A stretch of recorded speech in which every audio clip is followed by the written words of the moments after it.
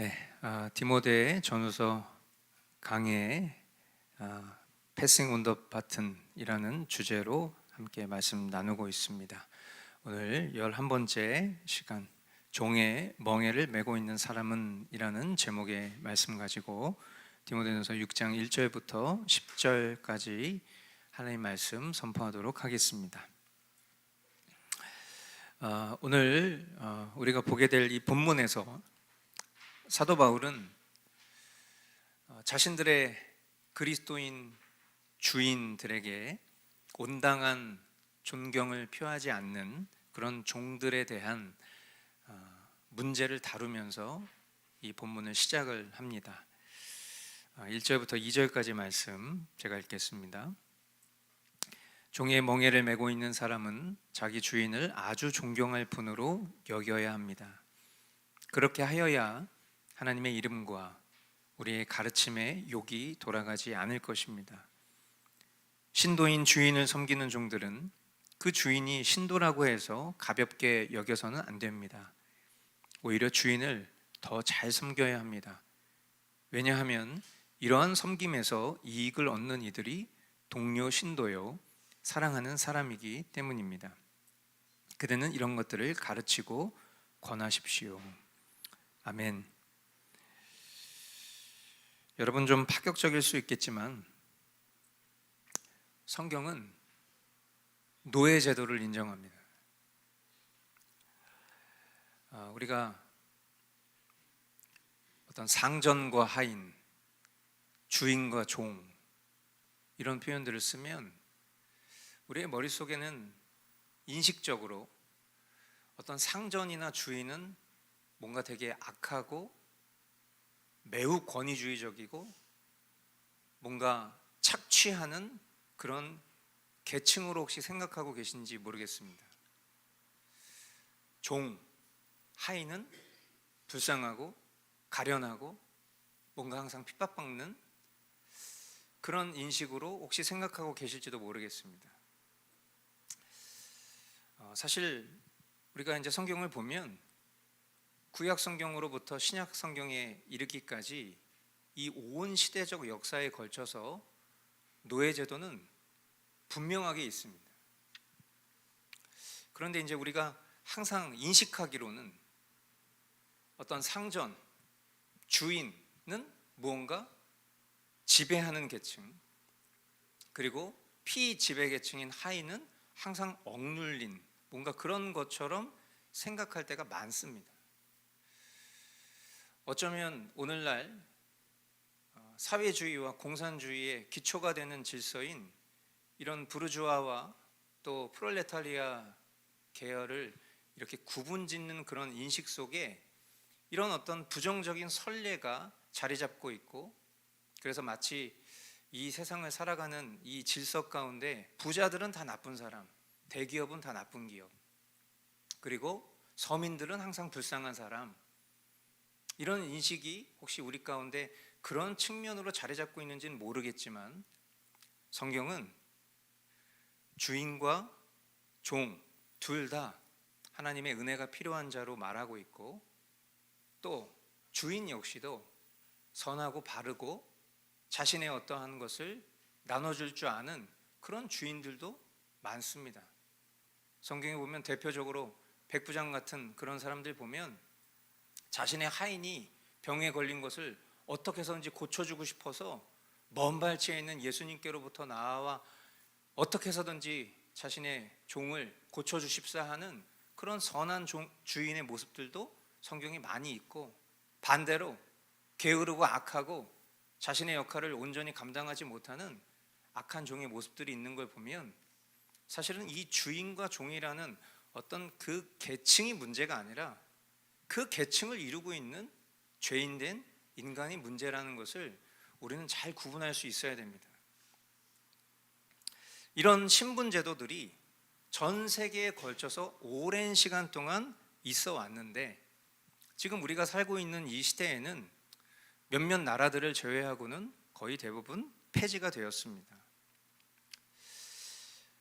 오늘 우리가 살아가고 있는 이 시대 속에서 주님은 왜 이 역사적 사실과 관계를 통해서 우리에게 어떤 말씀을 하시고 싶은 걸까를 우리는 좀 주목해 보아야 할 텐데, 그것은 분명하다고 생각합니다. 한마디로 사람은 자기의 위치를 지켜야 한다라는 것입니다. 종은 종으로서의 자기 위치를 지키고, 그리고 자기 주인을 존경하고 순종해야 한다.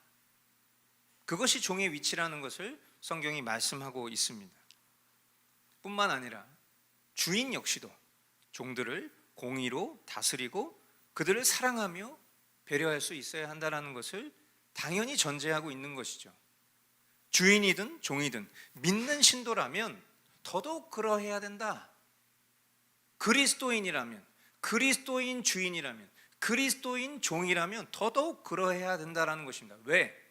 인간의 존재 목적 자체가 하나님을 영화롭게 하는 것이기 때문에 자신의 위치에서 맡겨진 역할을 하나님 앞에서 행함으로 인하여 그것을 통해 하나님을 영광되게 할 수 있기 때문이다. 그것은 주종 관계에서도 마찬가지라는 것입니다. 하지만 지금 우리가 보고 있는 이 본문의 시대 상황을 보면 오히려 일부 종들, 그러니까 교회를 다니는 신자된 종들 중에는 같은 신앙 공동체 안에 있는 자신의 주인을 향해서 어떤 불순종을 장려했던 그런 거짓 교훈에 이끌려서 자신의 어떤 종된 신분을, 위치를 망각한 채 해야 할 본분을 오히려 다하지 못하는 일들이 굉장히 많이 있었던 것으로 보입니다.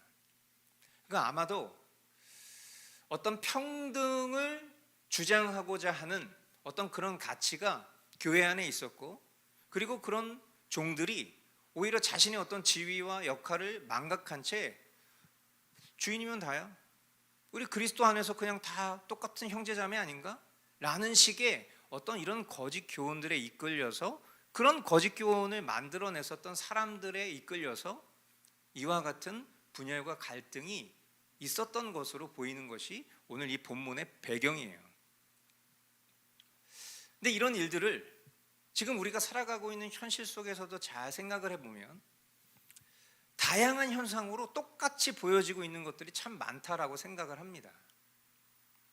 지금 우리가 살아가는 세상을 보면 어떤 기준과 질서가 점점 사라지고 결국 모두가 각자의 자리에서 어떤 보장만 요구하는, 자신의 권리만 요구하는 그런 시대가 아닌가라는 생각을 들어요.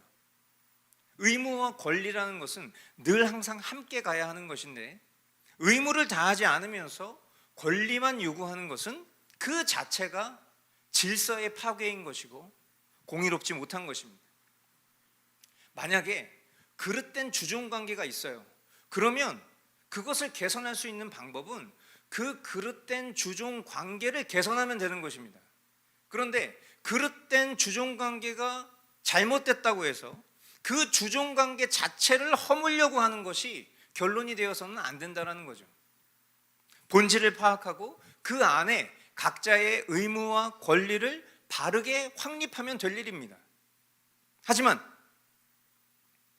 지금 대한민국만 봐도 어떤 일들이 있습니까? 외적으로는 관세 협상에 어떤 합의문조차 없는 그런 막대한 외화 지출이 있고, 내적으로는 기업이 성장할 수 있는 기회를 불법 파업과 또 시위를 조장하는 이런 민주노총에 의해서 어떤 동력을 잃어버린 것만으로도 모자라서 대표적인 악법이죠. 노란봉투법. 이런 법안들이 통과돼서 의무는 없고 결국 뭐예요? 권리만, 법적 보호를 받는 그런 지경에 놓여 있어요. 그 결과가 어떻게 되는 것입니까? 결국은 국내에 있는 기업들이 다 해외로 빠져나가는 상황이 초래하게 되는 것이죠. 그럼 결국 일자리도 없는 거예요.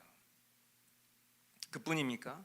지난주에 굉장히 한 주를 떠들썩하게 했던 새벽 노동자의 처우를 개선하겠다고 하면서 실질적으로는 오히려 그 새벽에 일을 해야 되는 노동직들의 일자리를 뺏어가고 소비자의 권리를 뺏는 새벽 배송을 법으로 금지하겠다라는 이런 황당한 법안들이 이런 의무와 권리에 대한 결국 균형 파괴인 것이고 공의롭지 못한 일이죠. 단순히 이제 우리 쿠팡 못 쓰나 봐, 새벽 배송 이제 이용하지 못하나 봐, 이런 정도 수준의, 우리가 얕은 수준의 이런 현상을 볼 것이 아니라 이 너머에 인간의 기초적인 질서 속에 권리와 의무가 어떤 식으로 파행되고 있는지에 대해서 우리 기독교인들은 이것을 명확하게 직시해야 될 것입니다.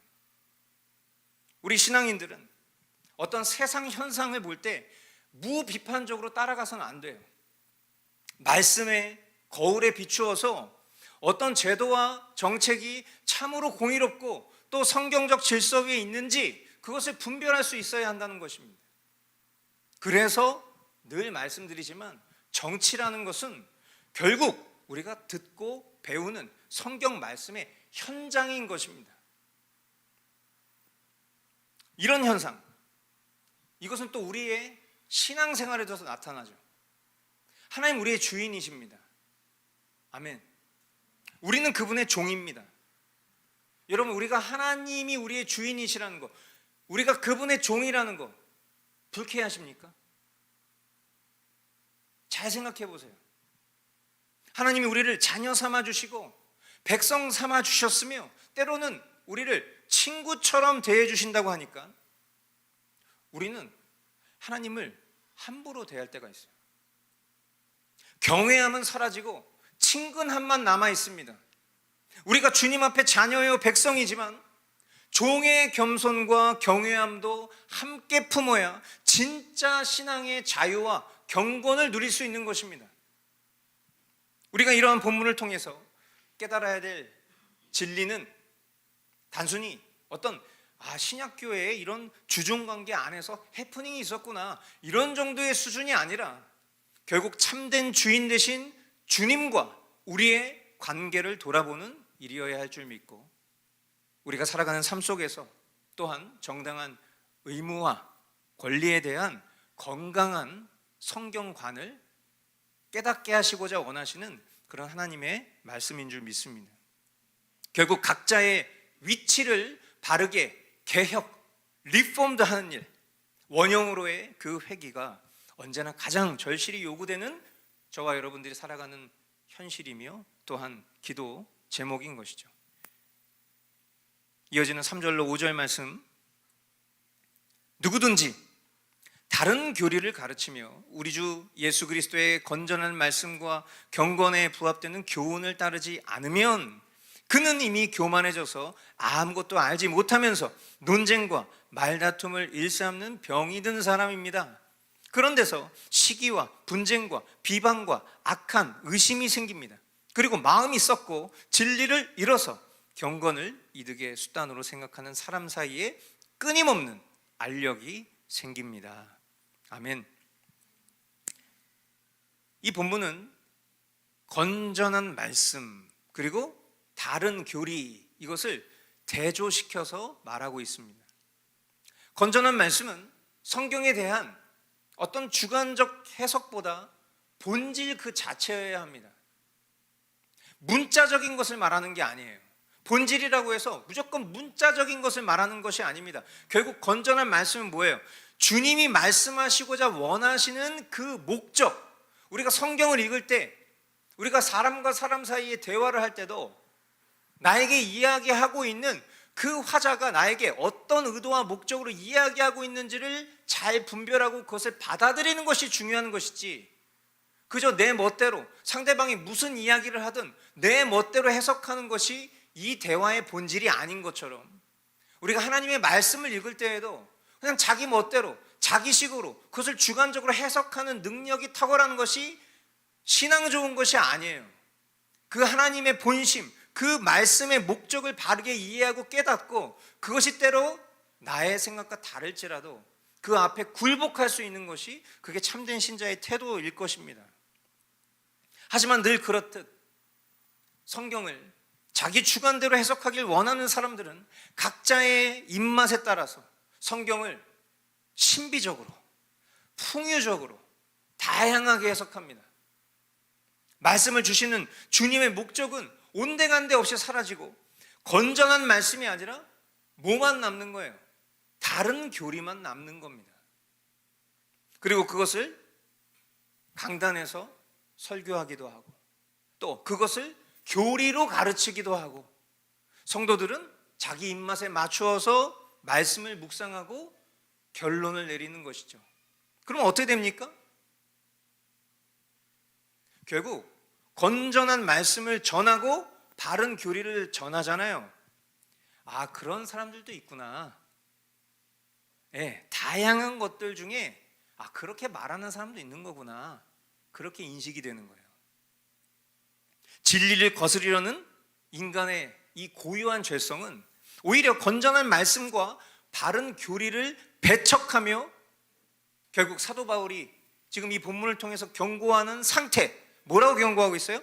이미 교만해져서 아무것도 알지 못하면서 논쟁과 말다툼을 일삼는 병이 들고 진리를 잃어서 경건을 이득의 수단으로 생각하는 사람 사이에 끊임없는 알력 다툼만 남는 모습으로 보여지게 되는 거예요. 오늘 본문 서두에서 우리가 주종관계를 다뤘습니다. 참 놀라운 일인 것 같아요. 지금 이 말씀을 보면 결국 그것과 연결해서 생각해 보았을 때 주인을 업신여기는 종의 모습이 어떤 모습이냐? 지금 이 모습인 거예요. 결국 경건도 뭐예요? 자신의 이득의 수단이라는 거예요. 어떤 종? 악한 종.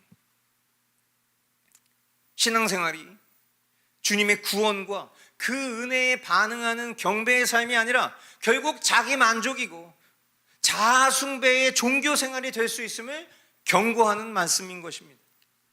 오늘날 우리가 살아가는 세상 속에 수많은 이념이 자리 잡고 있지만 바르게 말씀을 분별할 수 있는 신자라면 어렵지 않게 분별할 수 있는 것들도 설명에 설명을 더하고 소리에 소리를 외쳐도 이 관성의 법칙, 그냥 그 죄된 자리로, 자아 숭배의 자리로 내 뜻과 내 생각을 꺾지 않으려고 하는 그런 자리로 헤어나오지 못하는 그런 시대의 모습이 너무나 안타깝습니다.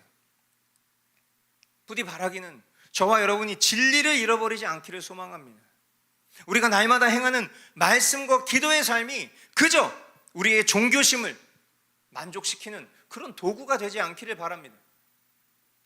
성령님의 조명을 받아서 우리 모두 진리 가운데 거하면서 다른 것을 바르게, 야, 이거 다른 거다, 이거 틀린 거다 라는 것을 바르게 분별할 수 있는 그런 지혜와 능력이 저와 여러분들의 있기를 축복합니다. 6절로 8절 말씀. 자족할 줄 아는 사람에게는 경건은 큰 이득을 줍니다. 우리는 아무것도 세상에 가지고 오지 않았으므로 아무것도 가지고 떠나갈 수 없습니다. 우리는 먹을 것과 입을 것이 있으면 그것으로 만족해야 할 것입니다. 아멘. 여러분, 자족할 줄 아는 사람은 욕심을 품지 않고 하나님 주신 것에 만족하며 감사하는 사람인 것입니다. 그런 사람이 결국 제대로 된 주종 관계의 삶을 사는 거예요. 하나님 나의 주인이시다, 나는 그분의 종이다 라는 이 제대로 된 주종 관계를 보여주는 실제적인 태도가 결국 자족하는 삶이라는 것을 이야기하는 것입니다. 단순한 거예요. 주님이 계시고 난 그분의 종이라는 개념이 명확한 것입니다. 그러니까 자족하게 되는 거예요. 주님이 알아서 책임지신다 라는 그런 믿음이 있다면 그것으로 안심하고 감사하며 누릴 수 있겠지만, 생각해 보세요. 자신이 주인 되어 살아가는 교만한 종은 결국 자기가 다 책임져야 돼. 그러니까 그 사람에게 경건이 무슨 이득을 줄 수 있겠냔 말이에요. 거저와서 빈손으로 갈 수밖에 없는 무능력한 우리가 뭘 그렇게 대단하길래 입술로는 주님 주님 부르는데 자기가 주인 행세하냐는 말이에요. 여기에 결국 그리스도인의 생활관이 있는 것입니다. 종의 가치관이 있는 것입니다.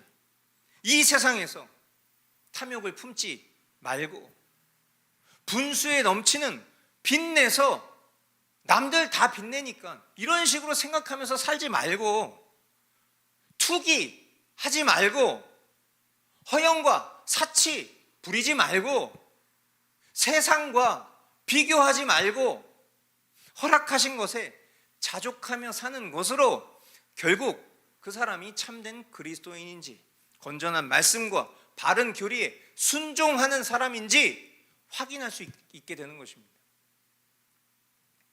그러나 이런 말씀의 경고에도 불구하고 입술로는 아멘 하지만 이미 생각과 마음은 이미 이런 아멘 하는 그 순간에도 내 마음 가운데 두 마음을 품는 그런 사람에 대해서 말씀은 어떻게 진단합니까?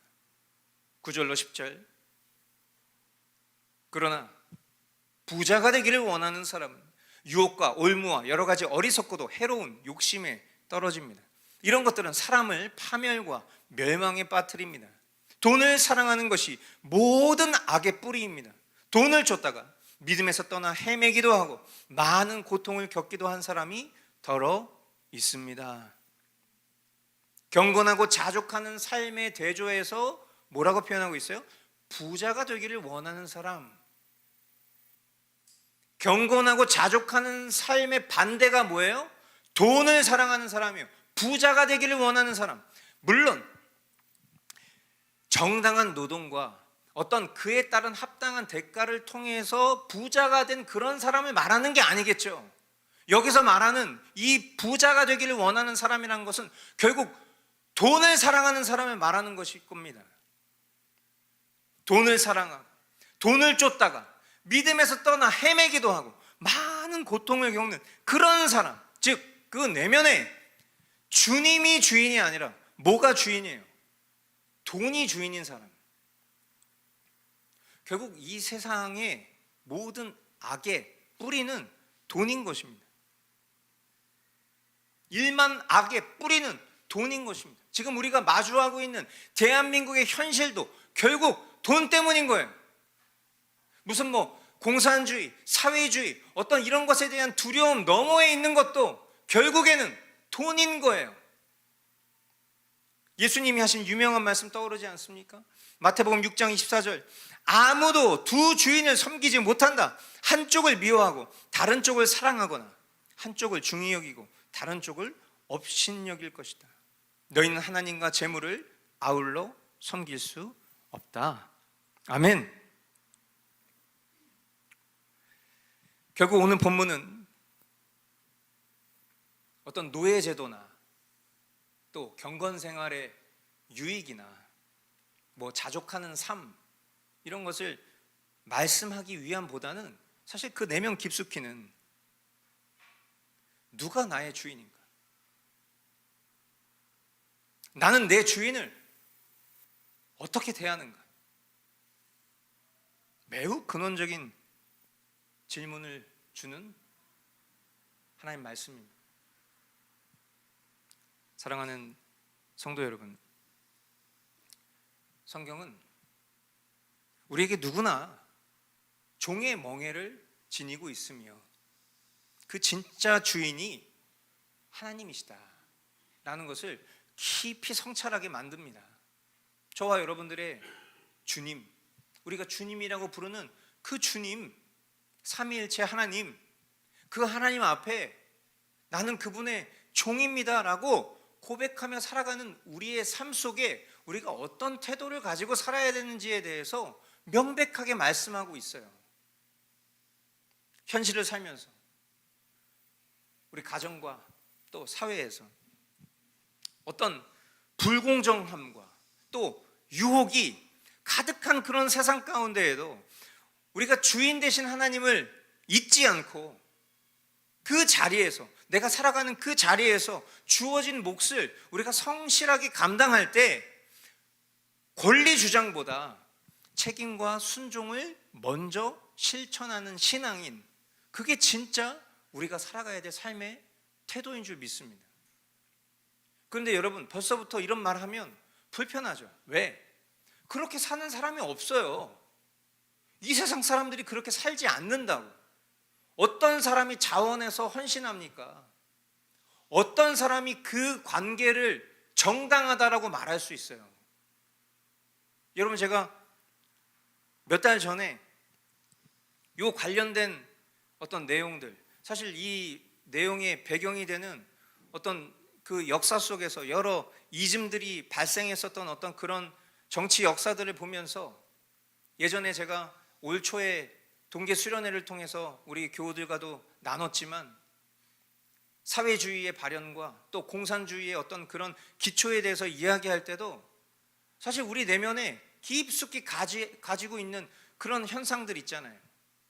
마치 뭐 사회적 약자 이런 표현들을 쓸 때마다 그냥 뭔가 노동자들은 다 힘들고 고생하는 사람이고, 그 노동자를 부리고 있는 어떤 그런 기업의 간부나 혹은 그 기업의 CEO나 그 회사는 다 나쁜 것처럼 생각하는 인식에 왜 우리 안에 그런 것들이 자리 잡혀 있는지에 대해서 항상 우리가 반문해 보기를 여러분들에게 말씀드린 적이 있잖아요. 근데 아이러니한 것은 우리는 그 기업의 제품들을 쓰고 있고, 더 나아가 대기업에 취업하면 마치 집안에 경사가 난 것처럼 그렇게 하고 있으면서도 왜인지 모르는 그런 피해의식에 절여서 내가 왜 그런 생각을 갖고 살아가는지에 대한 인식도 바르게 하지 못한 채, 더 나아가 마치 내가 그렇게 생각하면 그것이 도덕적 우월감인 것처럼 생각하는 그런 정서는 그건 사탄이 주는 거다. 그런 이야기를 여러분들과 했었던 그런 배경에서 계속 이런 내용들을 공부할 때에 성경이 이런 노예 제도를 인정하고 있구나 라는 것을 용납하고 받아들이는 것도 되게 힘든 거예요. 왜? 이미 깊숙이 우리의 심령 가운데 뿌리 내려져 있는 인식이라는 것이 이처럼 프로파간다, 이 선동 안에 이루어져 있기 때문에 나도 모르게 그 안에 배경으로 자리 잡고 있는 인식이 하나님이 설정하신 기초적인 관계 또한 우리는 이것을 이렇게 생각할 수밖에 없구나. 왜 그 프레임을 깨고 그 너머 하나님, 우리의 주인 되신 하나님이 만드신 일이고 설정하신 일이라면 우리는 왜 그것을 올곧게, 그것을 선한 것으로 받아들일 수 있는 이런 마음의 기초가 왜 이렇게 허물어졌을까라는 생각을 해보는 거예요.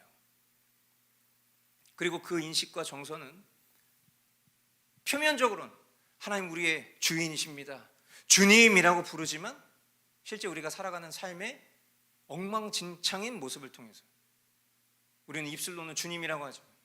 모든 결정을 다 지멋대로 하고, 그 어느 것조차도, 아주 사소한 것조차도 주인의 허락을 받지 않고 자기 멋대로 살아가고 있는 그런 악한 종의 모습을 가지고 살아가고 있으면서 마치 주인을 업신여기는지도 모르는 그런 종교 외식적인 모습을 갖고 있지는 않은가. 오늘 이 말씀을 통해서 주님 우리에게 보게 하시는 줄 믿습니다.